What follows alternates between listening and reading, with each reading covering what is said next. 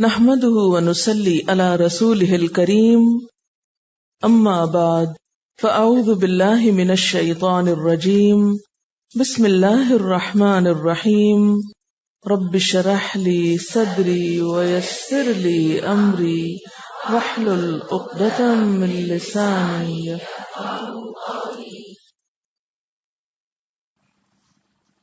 لفظی ترجمہ کیفا کس طرح، کیسے، تکفرون تم کفر کرتے ہو، باللہ ساتھ اللہ کے، وکنتم اور تھے تم، امواتن مردہ،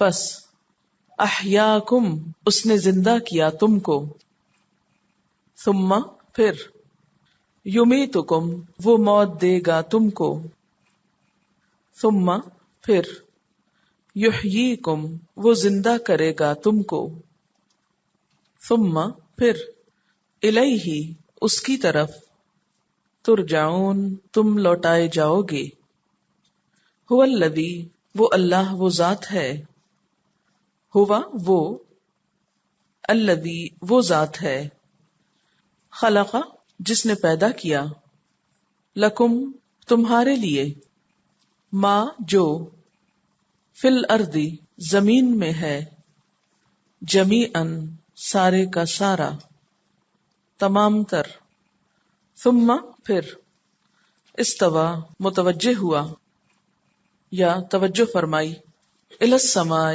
آسمان کی طرف، فسواہن پس درست بنایا ان کو، سبع سات، سماوات آسمان، وہوا اور وہ، بکل ساتھ ہر، شیء چیز کے، علیم خوب علم رکھنے والا ہے۔ الفاظ کی وضاحت، کیفا کس طرح، تکفرون تم کفر کرتے ہو، باللہ اللہ کے ساتھ، وکنتم اور تھے تم، امواتن مردہ، اموات میت کی جمع، فاحیاکم پھر اس نے زندہ کیا تم کو، احیا ہے یہ حیا یحیا احیا زندگی دی، ثم پھر یمیتکم موت دیتا ہے تم کو، ثم پھر یحییکم زندگی دے گا تم کو، ثم پھر الیہ اس کی طرف، ترجعون تم لوٹائے جاؤ گے۔ کیا روٹ ہے اس کا؟ رے جیم عین۔ هو الذی وہ اللہ وہ ذات ہے، خلق لکم پیدا کیا تمہارے لیے، ما فی الارض جو زمین میں ہے، جمیعاً سارے کا سارا، جمیعاً میں روٹ دیکھیے کیا نظر آ رہا ہے، جیم میم عین جمع، جمع کا کیا مطلب ہوتا ہے؟ کٹھا کرنا۔ ثم پھر استوا اس کا روٹ ہے سین واو یہ، استوا ٹھیک ٹھاک ہو جانا، تیار ہو جانا، سیدھا کھڑا ہونا، توجہ کرنا، الی السماء آسمان کی طرف، فسواہن پھر درست بنا دیا ان کو، سوا سین واو یہ سیدھا ہونا، برابر ہونا۔ بسا اوقات آپ نے دیکھا کہ نا زمین جیسے اونچی نیچی ہوتی ہے، کوئی چیز اوپر نیچے ہوتی ہے تو آپ کیا کرتے ہیں، ہاتھ پھیر کے اس کو لیول کر دیتے ہیں، برابر کر دیتے ہیں، درست کر دیتے ہیں۔ سبع سات، سماوات کس کی جمع ہے؟ سما کی، وہوا اور وہ، بکل کل کس کو کہتے ہیں؟ تمام کو، شیء چیز، علیم علم والا ہے۔ علیم جو ہے نا یہ مبالغے کے لیے بہت زیادہ علم والا ہے۔ ایک ہوتا ہے عالم اور ایک ہوتا ہے علیم۔ عالم اور علیم میں کیا فرق ہے؟ عالم تو ہے سمپل جاننے والا، اور علیم کیا؟ کیف تکفرون تم کیسے کفر کر سکتے ہو، باللہ اللہ کے ساتھ، کیوں؟ اس لیے کہ اس نے تم کو پیدا کیا۔ کیسے پیدا کیا؟ وکنتم امواتن تم مردہ تھے، کچھ نہ تھے، فاحیاکم پھر اس نے تم کو زندہ کیا، پھر کیا کرے گا؟ ثم یمیتکم پھر تم کو موت دے گا، پھر کیا ہوگا؟ ثم یحییکم پھر تم کو زندہ کرے گا، پھر کیا ہوگا؟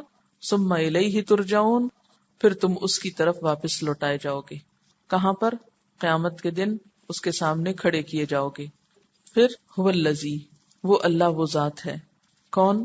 خلق لکم جس نے پیدا کیا تمہارے لیے، کیا؟ ما فی الارض جو زمین میں ہے، کتنا؟ جمیعا سارے کا سارا، ثم استوی پھر وہ متوجہ ہوا، کس کی طرف؟ الی السماء آسمان کی طرف، پھر کیا کیا؟ فسواہن، ان کو درست بنا دیا، ٹھیک ٹھاک کر دیا. کیسے؟ 7 سماوات، 7 آسمان بنا کر. اور اس نے یہ کام کیسے کیا؟ اس لیے کہ وہ ہوا بکل شیء علیم، وہ ہر چیز کا علم رکھتا ہے، اس کے لیے کچھ بھی مشکل نہیں ہے. چلیے تفسیر کرتے ہیں. ذرا سا پیچھے ملائیں گے. پہلے تو اللہ تعالیٰ نے اپنی پہچان کروائی کہ لوگوں میری عبادت کرو. اور کتاب پڑھ کیوں رہے ہیں؟ اسی لیے پڑھ رہے ہیں نا کہ اللہ تعالیٰ کی صحیح عبادت کر سکیں. اس کی عبادت اسی وقت ہو سکتی ہے جب اس کی پہچان ہو، اس کی عظمت ہمارے دل میں ہو، اس کی بڑائی ہو، اس کو ہم محسوس کر سکیں، اس کی اہمیت ہمارے دل میں ہو، اس کی قدر ہو ہم کو. اس کے لیے اللہ تعالیٰ نے کچھ نشانیاں ہمیں کائنات کی دکھائیں. اور پھر شروع میں فرمایا تھا کہ ذالک الکتاب لا ریب فیہ، اس کتاب میں کوئی شک نہیں. اور پھر چیلنج کیا، وَإِن كُنتُمْ فِي رَيْبٍ، اگر تمہیں کوئی شک ہے نہیں، اگر تمہیں کوئی شک ہے تو اپنا شک دور کر لو. کس بات میں شک ہے؟ مما نزلنا علی عبدنا، ایسا کیوں کیا گیا؟ اس شک کو کیوں دور کیا گیا؟ تاکہ ہم پڑھنے سے پہلے پورے اطمینان سے اس کو تھامیں، پوری محنت اس پہ کر سکیں، پوری توجہ کے ساتھ اس کی طرف متوجہ ہوں. پھر اس کے بعد جو اس کو نہ مانے ان کا انجام بھی بتا دیا گیا، اور جو اس کو مان کر اس کے مطابق عمل کرے ان کا انجام بھی بتا دیا گیا کہ ان کے لیے جنت کے باغات ہیں. اب آپ دیکھیے کہ جب یہ چیلنج کیا گیا تو سب خاموش ہو گئے، کوئی بھی اس کا جواب نہیں لا سکا. اب اس کا انکار کرنے والے بہت سٹ پٹائے کہ بات تو اللہ ہی کی ہے، کلام اللہ کا ہے، اس کا مقابل لانے کی ہم میں ہمت ہی نہیں، اس کو جھٹلا سکتے نہیں. لیکن پھر بھی ان کی ضد اور تکبر تھا نا جو آڑے آ گیا کہ ماننا تو نہیں. اب کیا کریں؟ اس میں کوئی نہ کوئی شوشہ نکالے، کوئی ایسی چیز تلاش کریں کہ جس کی وجہ سے اس کتاب کی جو اہمیت ہے وہ دلوں میں کم ہو جائے، لوگ اس کی طرف توجہ نہ کریں. اب دیکھیں نا ذرا ضد اور ہٹ درمی، یہ بالکل اس نفسیات کو ظاہر کر رہا ہے نا کہ مثلا کسی چیز کو جب آپ کو ماننا نہیں ہوتا، حالانکہ آپ کا دل گواہی دے رہا ہوتا ہے کہ یہ چیز بڑی ہے، یہ بہت اچھی ہے، بہت عمدہ ہے. چلیے ایک چھوٹی سی مثال سے سمجھتے ہیں. آپ بازار میں کچھ خریدنے کو گئے، ایک چیز پر آپ کا دل آ گیا کہ یہ لے لینی چاہیے اور بہت مفید اور بہت عمدہ چیز تھی، لیکن آپ کی جیب میں اتنے پیسے نہیں تھے.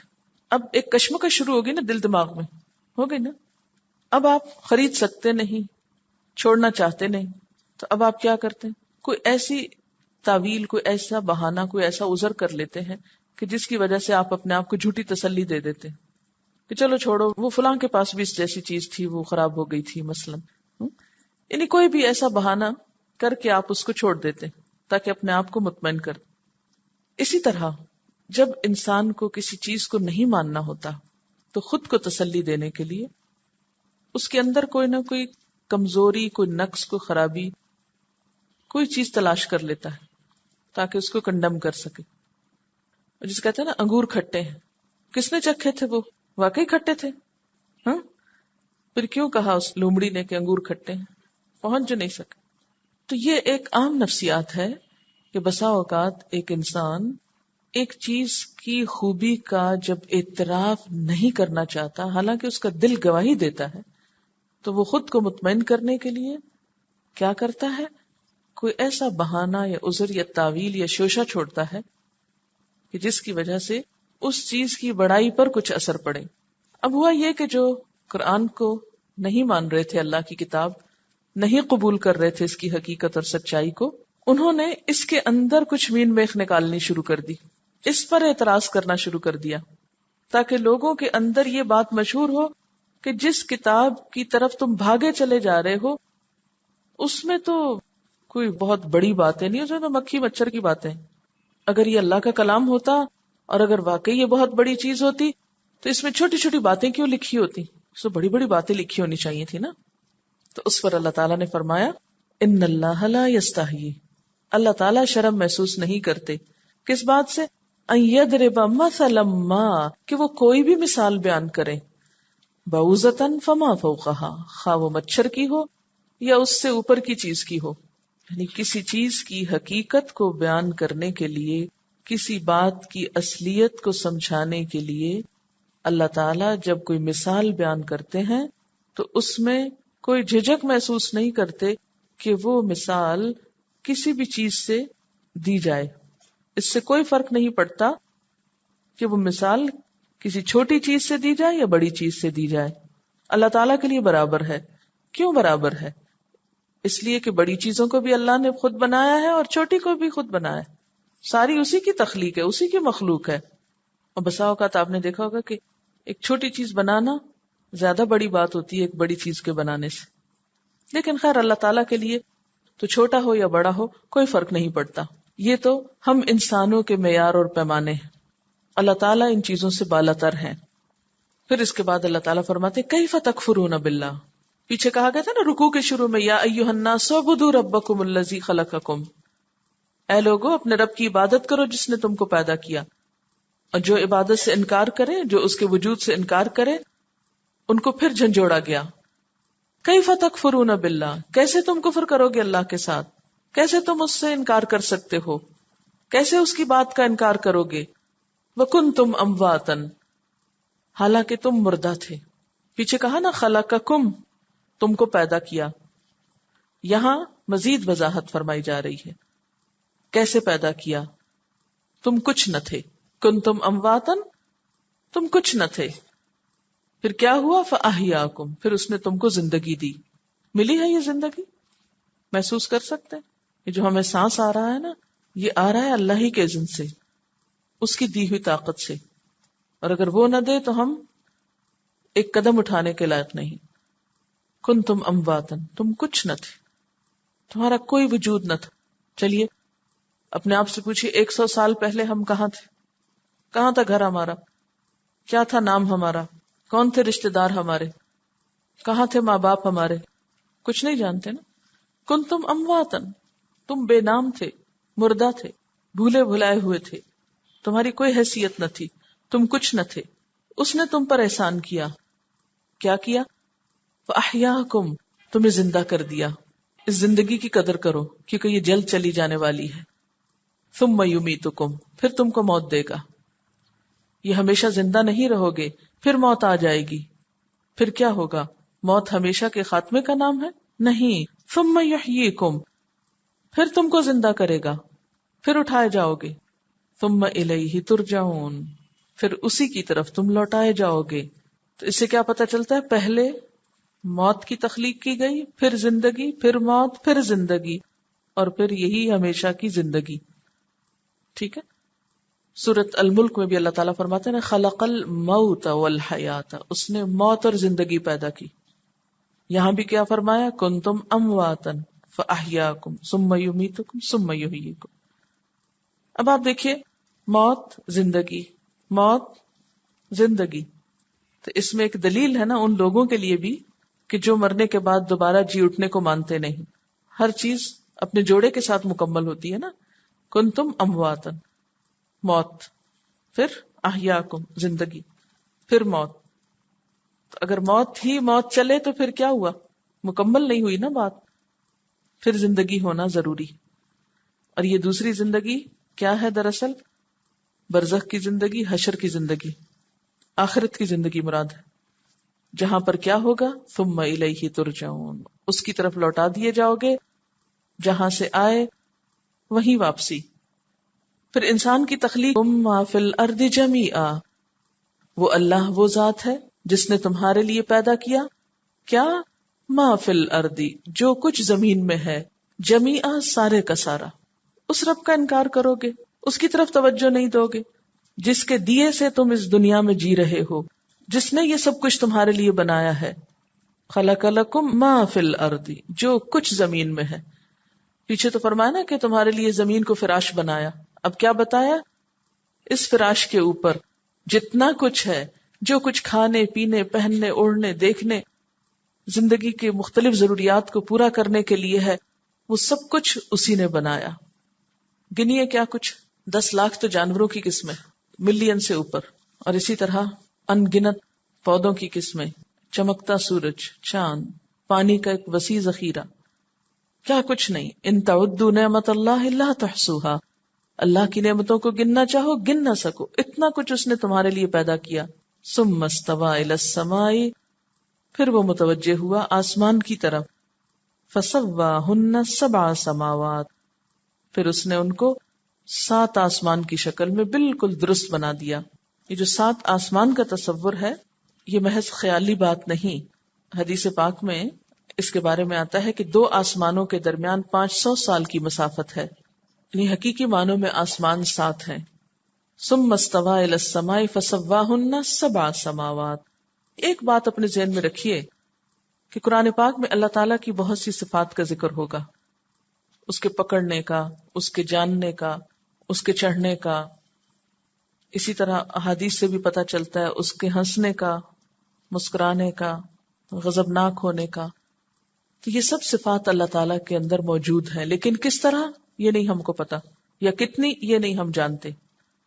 ہمارا کام کیا ہے کہ جہاں ایسی کسی صفت کا ذکر ہو تو ہم مان جائیں کہ ہاں ہے، لیکن اس کی کیفیت کیا ہے اس بحث میں نہیں پڑنا چاہیے، کیونکہ جو چیز دیکھی نہیں کسی نے اور بیان نہیں کی اس کے لیے خود سے قیاس آرائیاں کرنا محض وقت ضائع کرنا ہے.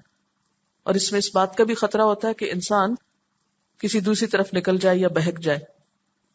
تو پھر وہ متوجہ ہوا، پھر اس نے توجہ فرمائی آسمان کی طرف اور ان کو بالکل درست بنا دیا، ٹھیک ٹھاک بنا دیا 7 آسمانوں میں. وَهُوَ بِكُلِّ شَيْءٍ عَلِيمٌ، اور وہ ہر چیز کو جانتا ہے، ہر چیز کا علم رکھتا ہے، اس کے لیے کچھ بھی مشکل نہیں. فاسقین کی بات ہوئی، یہاں پر ہدایت اور گمراہی کے اعتبار سے ایک اور گروہ کی بات ہے. آج سب سے پہلے کس کی بات ہوئی تھی؟ متقین کی، اس کے بعد کافرین کی، پھر اور آج کیا ہے؟ فاسقین کی. متقی، کافر اور منافق تو تینوں الگ الگ کیٹیگریز ہیں. متقی کا انجام کیا پڑھا تھا ہم نے؟ مفلحون. کافر کا عذاب عظیم، منافق کا عذاب علیم. ٹھیک. اب فاسقون کے لیے کیا لفظ استعمال ہوا ہے؟ اولئک ھم الخاسرون. تو مفلح کا بالکل اپوزٹ ہوتا ہے خاسر. ٹھیک. اچھا، اب آپ دیکھیے کہ ان کے لیے کیا حکم ہے کہ کیا ان کو ہدایت ملے گی؟ نہیں. وما یضل بہ الا الفاسقین، یہ بھی ہدایت سے محروم ہوتے.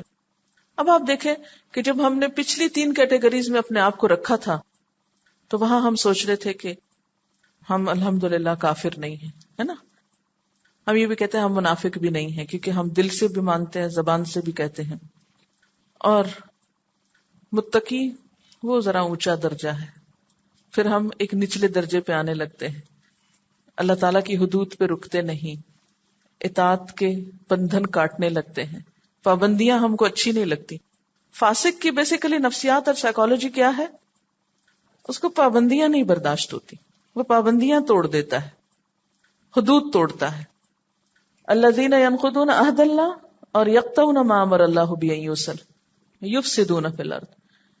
تو اس سب میں کیا کرتا ہے؟ اللہ سے کیے ہوئے عہد کو بھی کاٹ دیتا ہے، بندوں کے ساتھ بھی ٹائز کو کاٹ دیتا ہے، اور فساد اور بگاڑ کر کے بھی معاشرے کے اندر ابتری پھیلاتا ہے. ایسے لوگوں کو بھی ہدایت نہیں ملا کرتی، اور ایسے لوگوں کا انجام کیا ہے؟ نقصان اٹھانے والے. فاسق کافر بھی ہو سکتا ہے، یا دوسرے لفظوں میں کافر بھی فاسق ہو سکتا ہے. اور فاسق اور کون ہو سکتا ہے؟ منافق تو ہے ہی فاسق، کیونکہ منافق کی تو خاص صفت ہے نا فساد کرنا، وہ تو ہے ہی فاسق. لیکن گناہگار مسلمانوں کے لیے بھی فاسق کا لفظ استعمال ہوتا ہے. یہاں پر آ کر ہم سب کو اپنے آپ کے بارے میں خوب فکر مند ہونے کی ضرورت ہے. اگر ہم ہدایت سے دور ہیں، کس لیے؟ اس لیے کہ ہم خواہشات کے بندے بنے ہوئے ہیں، ہم کچھ حدود پہ رکنا نہیں چاہتے. تو میرا سوال ہے آپ کے لیے، وہ کون کون سی باتیں ہیں، کون سی پابندیاں ہیں اللہ تعالیٰ کی قائم کی ہوئی جو میں توڑتی ہوں؟ وہ کون سے رشتے ہیں، وہ کون سے تعلقات ہیں جن کو میں نہیں نبھا رہی؟ اس سے مراد صرف رشتہ داری نبھانا ہی نہیں ہے، اس سے مراد انسانی تعلقات ہیں. چلیے انسانی تعلقات کے دائرے کو تھوڑا سا دیکھتے ہیں. آپ بولتے ہیں نا دائرہ کار، ہمارا دائرہ کار، مختلف انسانوں کے ساتھ ہمارے تعلقات ہوتے ہیں. اب آپ دیکھیے کہ اگر یہ ہم ہیں تو پہلے ہمارا کلوز سرکل کون سا آتا ہے؟ سب سے پہلے ہمارے رشتہ دار، ٹھیک ہے نا. پھر کون آتے ہیں؟ مثلاً ہمسائے، دوست احباب. اور کون آتا ہے؟ ایک شہر میں رہنے والے لوگ، شہر والے. پھر کیا آتا ہے؟ ملک والے. پھر اور کون آتا ہے؟ پوری دنیا کے لوگ، دنیا والے. ٹھیک ہے. اب آپ دیکھیں کہ یہ جو فاسق ہوتا ہے یہ کیا کرتا ہے؟ رشتہ داروں کے ساتھ بول چال بند، ہمسایوں کے ساتھ کٹی، دوست احباب سے ناراضگی، شہر والے ہماری بلا سے جو مرضی کریں، ملک والے ان کی جڑیں کاٹنا، دنیا والے جہاں گئے وہیں فساد پھیلایا. کیوں؟ کیونکہ وہ شخص خود غرض ہے، اس کو صرف اپنی ذات سے دلچسپی ہے، میرا فائدہ کس میں ہے، مجھے کیا ملے گا. ایسے لوگ ہدایت نہیں پاتے. متقی کی مثال کیا تھی؟ وہ کیا کرتا ہے؟ وسیع دل ہوتا ہے نا. مما رزقناہم ینفقون، وہ دوسروں کو دینے والا ہوتا ہے. اور رشتہ داریاں اور تعلقات اس وقت جڑتے ہیں جب انسان لینے پہ نظر رکھنے کی بجائے دینے والا بنتا ہے. جب اس کی نظر کس پہ ہو کہ میں کس کو کیا فائدہ پہنچا سکتا ہوں. ہماری سوچ کیا ہے؟ کس سے کیا چھین سکتے ہیں، کہاں سے کیا لے سکتے ہیں، کہاں سے کیا مل سکتا ہے. جہاں کچھ ملے گا وہاں تو ہم اچھے رہیں گے، اور جہاں کچھ نہیں ملے گا وہاں ہم اپنا اصل دکھائیں گے. انسانی تعلقات میں بگاڑ کی بنیادی وجہ یہی ہے کہ ہم دینے کی بجائے چھیننے کی کوشش کرتے ہیں. اور خاص طور پر وہ لوگ جن سے ہمارا قریب کا واسطہ ہوتا ہے نا، بہن بھائی، والدین. کیونکہ یہ جو قریب کے رشتہ دار ہیں اس میں پھر آپ اس کی تفصیل لکھ سکتے ہیں، مزید ڈیٹیل اس سارے سرکل کو بھر سکتے ہیں رشتہ داروں کے نام لکھ کے، پھر ہمسایوں کے نام لکھ کے بھر سکتے ہیں، دوست احباب کے دائرہ مکمل کر سکتے ہیں، پھر اسی طرح شہر اور ملک اور اجزاء مزید اس کے لا سکتے ہیں. اب آپ دیکھیے کہ جتنا کوئی قریب ہوتا ہے نا اس کے حقوق اتنے ہی پامال ہوتے ہیں. اسی لیے ہم دیکھتے ہیں کہ اللہ تعالیٰ نے رشتہ داروں کے حقوق کا خاص خیال رکھنے کے لیے کہا ہے اور ان کے ساتھ تعلق کاٹنے کی خاص ممانعت کی ہے. چند ایک احادیث میں یاد دہانی کے لیے سنا دیتی ہوں. بخاری کی روایت ہے، نبی صلی اللہ علیہ وسلم نے فرمایا، رحم رحمان سے مشتق ہے. بس اللہ تعالیٰ نے رحم کو مخاطب کر کے فرمایا، جو تجھ کو ملائے گا میں اس کو ملاؤں گا، جو تجھے کاٹے گا میں اس کو کاٹوں گا. نبی صلی اللہ علیہ وسلم نے فرمایا، لا يدخل الجنت قاطع رحم، رشتوں کو کاٹنے والا جنت میں داخل نہ ہوگا. نبی صلی اللہ علیہ وسلم نے فرمایا، کیا میں تمہیں دونوں جہانوں کے بہترین اخلاق نہ بتاؤں کہ قطع تعلق کرنے والوں سے جوڑو، نہ دینے والوں کو دو، اور ظالم کے قصور کو معاف کر دو. بخاری کی ایک اور روایت ہے، نبی صلی اللہ علیہ وسلم نے فرمایا، بے شک صلہ رحمی سے قرابت والوں میں محبت، مال میں کثرت اور عمر میں برکت ہوتی ہے. رشتہ داروں سے اچھے سلوک کی وجہ سے کیا ہوتا ہے؟ باہم محبت، مال میں کثرت اور عمر میں برکت نصیب ہوتی ہے. آپ صلی اللہ علیہ وسلم نے یہ بھی فرمایا، بخاری ہی کی روایت ہے، جو بدلے کے طور پر صلہ رحمی کرتا ہے وہ دراصل صلہ رحمی کرنے والا نہیں بلکہ ٹوٹے ہوئے رشتے کو جوڑنے والا دراصل صلہ رحمی کرنے والا ہے. یعنی جو ہم سے کاٹے اس سے جڑنا دراصل صلہ رحمی ہے. نبی صلی اللہ علیہ وسلم نے فرمایا، جس شخص کو یہ پسند ہو کہ اس کی روزی میں وسعت، اس کی عمر میں برکت ہو، اس کو چاہیے کہ وہ صلہ رحمی کرے. تو اس سے کیا پتہ چلتا ہے کہ فاسق جو رشتوں کو کاٹتا ہے ہدایت سے محروم رہتا ہے. ہدایت پانے کے لیے بھی کیا ضروری ہے کہ رشتوں کو جوڑا جائے، تعلقات کی اصلاح کی جائے. پھر اس میں آپ دیکھ سکتے ہیں کہ ہمسایوں کے بارے میں نبی صلی اللہ علیہ وسلم کی تاکید کیا ہے. دوست احباب کے حقوق ادا کرنے کے لیے، عام مسلمانوں کے ساتھ اچھا سلوک کرنے کے لیے، اور پھر جو بھی ایک شہر یا ملک میں اکٹھے رہتے ہوں ان کے بھی ایک دوسرے پر حقوق ہیں. اصلاح اس وقت ہوتی ہے جب ایک بندہ مومن آخر تک سب کی خیر اور سب کا بھلا سوچتا ہے. الدین النصیحہ، دین خیر خواہی کا نام ہے، صرف اپنی ذات کی خیر اور بھلائی نہیں، سب کی آخر تک. ہم نے پڑھا تھا نا کہ اللہ تعالیٰ نے زمین کو کیا بنایا؟ بچھونا. اور آسمان کو کیا بنایا؟ چھت. یہ دنیا کیا ہے؟ ہمارا گھر. اور دنیا میں جو لوگ رہتے ہیں وہ کیا ہے؟ A big big family. ایک حدیث میں آتا ہے الخلق عیال اللہ، یہ مخلوق اللہ کا کنبہ ہے. تو اس گھر میں آسمان کی چھت اور زمین کے فرش پہ کون بیٹھے ہیں؟ اللہ کی مخلوق بیٹھی ہے. ایک بہت بڑی فیملی بیٹھی ہے. سب کس کے بچے ہیں؟ حضرت آدم کے. سب کی رشتہ داریاں ہیں دور دور کی. عام طور پر لوگ کس کے ساتھ اچھا سلوک کرتے ہیں؟ جو کہیں سے کوئی رشتہ نکل آتا ہے. اگر آپ ان سارے لوگوں کو لے چلیں تو اوپر ہر ایک کا کہیں سے کہیں رشتہ نکل آئے گا. کچھ قریب کے ہیں، کچھ دور کے.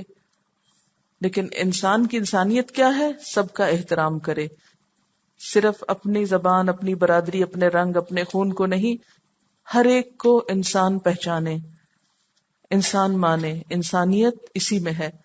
اور اللہ تعالی کی طرف سے ہدایت بھی ان لوگوں کے لیے جن کے دلوں میں انسانیت کا درد ہے. ان ساری آیتوں کو سامنے رکھے نا تو کچھ یوں محسوس ہوتا ہے نا کہ یہ سب نعمتیں اللہ تعالیٰ نے ہمارے استعمال کے لیے دی اور ہمارے آس پاس انسان بھی پھیلا دیے، اور پھر زندگی جیسی نعمت ہمیں عطا کی. پھر ساتھ ہی اس بات کا احساس بھی دلایا کہ دیکھو موت کا فرشتہ بھی آئے گا اور پھر تمہیں اپنے رب کے سامنے حساب کے لیے بھی جانا ہے. جو شخص یہ احساس رکھتا ہوگا پھر ہو نہیں سکتا کہ وہ ایک اچھا انسان بن کر دنیا میں نہ رہے. سبحانک اللہم و بحمدک نشہد ان لا الہ الا انت نستغفرک و نتوب الیک. والسلام علیکم ورحمۃ اللہ وبرکاتہ.